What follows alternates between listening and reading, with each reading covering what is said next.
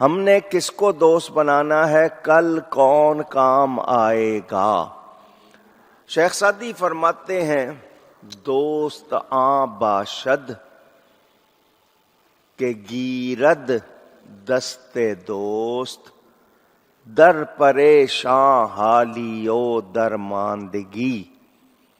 جب آپ سے دولت آپ کے پاس نہ ہو یا آپ کو کوئی پریشانی آ جائے، آپ کے حالات اچھے نہ ہوں، ایسے میں جو آپ کا ہاتھ پکڑے، آپ کی مدد کرے، اس کو دوست کہتے ہیں۔ اور آج کل دوست تو صرف چمک دمک کے ہوتے ہیں، چمک دمک ختم ہوئی تو تعلق بھی ختم ہو گیا۔ پیسے کے یار تھے، بھاگ گئے، مشکل میں تکلیف میں ساتھ دینا دور کی بات، ان کی شکل بھی نظر نہیں آتی۔ تو دوست کون ہوتا ہے، اس کو دیکھو پہلے۔ غلط آدمی کی صحبت، غلط سے تعلق، یہ اچھی بات نہیں۔ آگے آپ پڑھتے ہیں، قرآن میں ہے الْأَخِلَّاءُ يَوْمَئِذٍ بَعْضُهُمْ لِبَعْضٍ عَدُوٌّ إِلَّا الْمُتَّقِينَ۔ قیامت کے دن بڑے گہرے پیارے دوست، کلوزسٹ فرینڈز، نیئرسٹ، ڈیئرسٹ، میرا لنگوٹیا ہے، میرا یار غار ہے، میرا یہ ہے وہ ہے، فرمایا ایک دوسرے کے دشمن ہو جائیں گے سوائے متقیوں کے، سوائے، پھر کہیے اللہ سے ڈرنے والے، جن کی دوستی کی بنیاد ایمان ہوگی، صحیح عقیدہ ہوگا، وہ دوستیاں کام آئیں گی، دوسری کام۔ یہ مرشد کیوں پکڑتے ہیں؟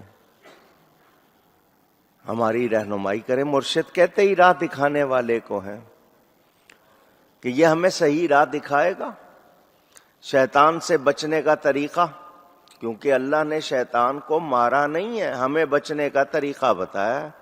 تو ہم مرشد پکڑ لیتے ہیں، کیونکہ شیطان نے کہا تھا یا اللہ جو تیرے مخلص بندے ہیں میرا ان پر زور نہیں چلے گا، تو ہم ان مرشد کا ہاتھ تھام لیتے ہیں کہ ان کی وجہ سے شیطان سے بچے رہیں گے۔ اس حوالے سے بہت سے واقعات ہیں۔ ہم نے دنیا دار کو یا کسی دنیا پرست کو یا کسی بدعقیدہ کو اپنے قریب کر لیا تو کیا ہمارے ایمان کو فائدہ ہوا؟ کیا ہمارے کردار میں بہتری آئی؟ نہیں۔ تو پھر مولانا روم فرماتے ہیں یار بد بد تر بود از مار بد۔ مار سانپ کو کہتے ہیں فارسی میں، یار دوست کو کہتے ہیں۔ یار اور مار ایک جیسے لفظ ہے نا، تو یار بد برا یار، برا دوست، بد تر بہت زیادہ برا ہے، بود از مار بد، یعنی برا یار برے سانپ سے بھی زیادہ برا ہے۔ برا سانپ کاٹ لے جان جائے گی، برے یار نے ڈس لیا تو ایمان چلا جائے گا۔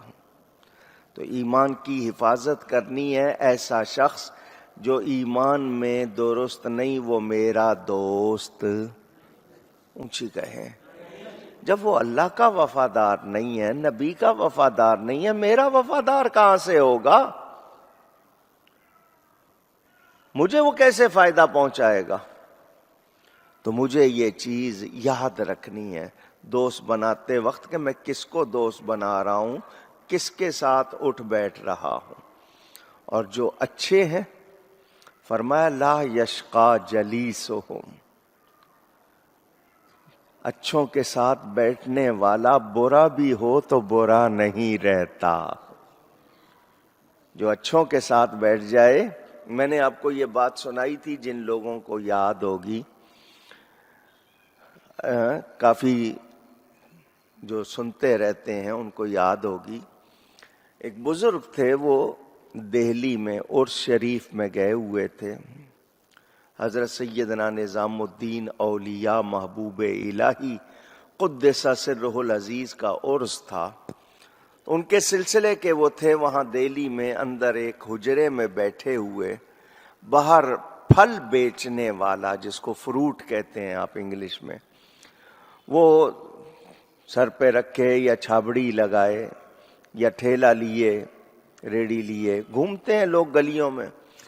تو اس کے پاس موسم کے لحاظ سے سنترے تھے، سنترے، لیکن اردو والے اس کو سنگ ترے کہتے ہیں. سنگ ترے، سنگ ترے تھے. تو وہ آواز لگا رہا تھا، اچھے سنگ ترے، اچھے سنگ ترے.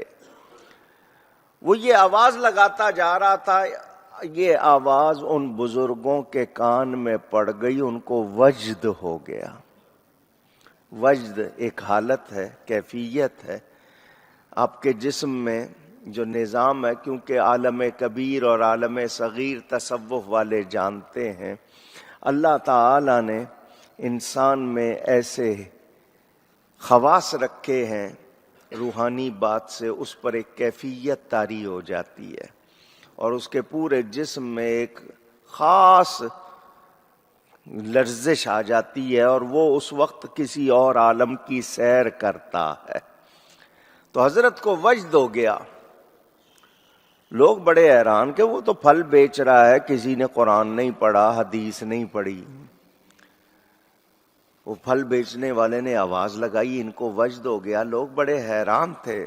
جب حضرت کی کیفیت بحال ہوئی، کسی نے پوچھ لیا حضرت جی کیا ہو گیا تھا؟ فرمایا تم نے اس کی آواز نہیں سنی تھی؟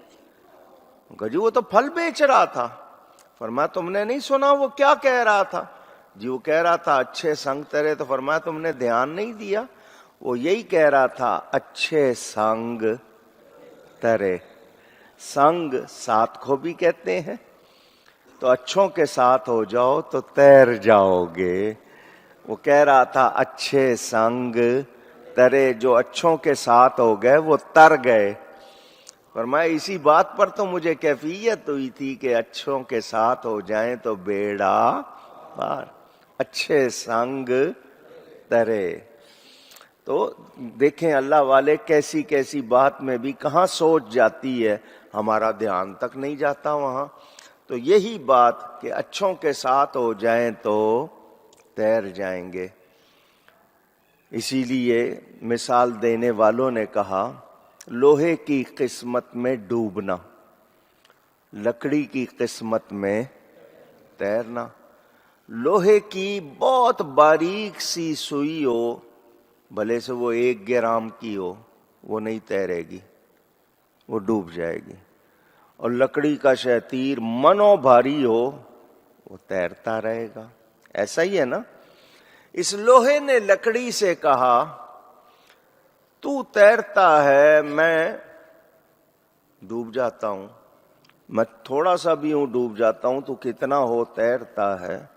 مجھے کوئی گر بتا، کوئی ہنر بتا، کوئی طریقہ بتا کہ میں بھی تیر جاؤں. تو لکڑی نے جواب دیا مجھ سے تعلق جوڑ لے، مجھ سے تعلق جوڑ لے، ناتا جوڑ لے، پھر تو بھی تیر جائے گا. بولو آج لکڑی کے ساتھ لوہا تیر رہا ہے یا نہیں تیر رہا؟ بتائیے. تیر رہا ہے. سوچیں، غور کریں. تو اچھوں کے ساتھ ہو جائیں تو بیڑا. دوست کس کو بنانا ہے؟ سوچ کے بنانا ہے. عربی میں صدیق، یہ لفظ آپ سب کہیں. ایک ہوتا ہے صدیق، وہ نہیں کہہ رہا ہوں میں، سواد پہ زبر کے ساتھ کیا کہہ رہا ہوں؟ صدیق. صدیق دوست کو کہتے ہیں، صدیق سچے کو کہتے ہیں. تو ہمارے دوست کون ہوں، یار کون ہوں، یہ ہم نے ضرور توجہ دینی ہے. اور جو خود درست نہیں ہے بتائیے میں اس کے ساتھ رہوں گا تو پھر کیا ہوگا. حدیث شریف میں مثال دی گئی، فرمایا ایک عطار ہے، خوشبو والا ہے، عطر کی دکان ہو، پرفیومر جس کو کہتے ہیں. ایک لوہار ہے، بلیک اسمتھ انگلش میں آپ کہتے ہیں. لوہار کے پاس اس کی بھٹی لگی ہوئی ہے، آپ گئے ہو، اگر آپ کپڑے نہیں بھی جلے ہیں کالک اور دھواں آئے گا یا نہیں آئے گا؟ پوچھ رہا ہوں۔ اور کسی خوشبو والے کی دکان میں گئے ہو، خوشبو نہیں خریدی ہے، خوشبو پہنچے گی دماغ میں یا نہیں پہنچے گی؟ یہی فرق ہے، اسی سے سمجھنا چاہیے۔ حدیث شریف میں مثال دی گئی ہے۔ تو کس کے ساتھ بیٹھنا ہے، کس کے ساتھ تعلق جوڑنا ہے، ہماری پہچان کیا ہونی چاہیے، یہ مجھے اور آپ کو سوچنا ہے۔ ایسا نہ ہو کہ دوستی پر افسوس ہو، جیسے عقبہ بن معیط کو ہوا کہ ہائے میں نے اس کو دوست نہ بنایا ہوتا، اور ہمارا یہ حال نہ ہو، ہم تو اللہ والوں کی دوستی پہ ناز کریں گے، فائدہ ہوگا۔ کیوں؟ الا المتقین، قرآن نے کہہ دیا کہ سوائے متقیوں کی کسی کی دوستی اس دن کام نہیں آئے گی۔ تو دنیا میں عادت بنائے نا اچھوں کے ساتھ بیٹھنے کی، اچھوں کے ساتھ اٹھنے بیٹھنے کی۔ ہمیں تلقین کی گئی ہے کہ بری صحبت سے بچو، بری صحبت سے، اور آپ کے ہاں کہاوت ہے بد سے بدنام برا۔ بد برے کو کہتے ہیں، بدنام جس کا نام خراب ہو، کہ برے سے وہ زیادہ برا ہے جو جس کی شہرت خراب ہے، جس کا نام بدنام ہے، جو اچھے نام سے یاد نہیں کیا جاتا۔ تو ہم آج جی میں فلانے کا فین ہوں، یہ انگلش کا لفظ فین کا مطلب میں اس کا بہت چاہنے والا ہوں، حالانکہ فین پنکھے کو کہتے ہیں، مگر آپ کے ہاں یہ رائے میں فلانے کا فین، اس میں کن کے نام لیں گے؟ کوئی اداکاروں کے نام لے گا، کوئی گلوکاروں کے نام لے گا، کوئی کھلاڑیوں کے نام لے گا۔ جی میں تو آپ کا بہت بڑا فین ہوں، ایسی ہوں آپ کا، یوں ہوں وہاں ہوں۔ تو میں ان ایسے لوگوں سے پوچھتا ہوں کہ تم جس کے بھی فین کہلا رہے ہو اس کے بارے میں سوچا ہے؟ ہمیں حدیث کہتی ہے اصحابی کالنجوم، حضور فرماتے ہیں، حضور صلی اللہ علیہ وسلم فرماتے ہیں میرے صحابہ ستاروں کی طرح ہیں۔ کس کی طرح؟ نجوم ستاروں کو کہتے ہیں، میرے صحابہ کہیے گا۔ تو نبی نے تو ستارہ کس کو کہا؟ صحابہ کو، اور ہم ناچنے گانے والوں کو کہیں تو بتائیے پھر ہماری پہچان کیا ہوئی؟ اگر یہ ناچنے گانے والے ہمارے سٹارز ہوں اور ہم اپنے آپ کو ان کا فین کہیں تو ہم نے اپنی پہچان کیا کرائی؟ ہمیں کیسے لوگ پسند ہیں، ہم کن کو پسند کرتے ہیں، ذرا سوچنا چاہیے۔ تو اللہ والوں سے دوستی ہو تو وہ کام آتی ہے، وہ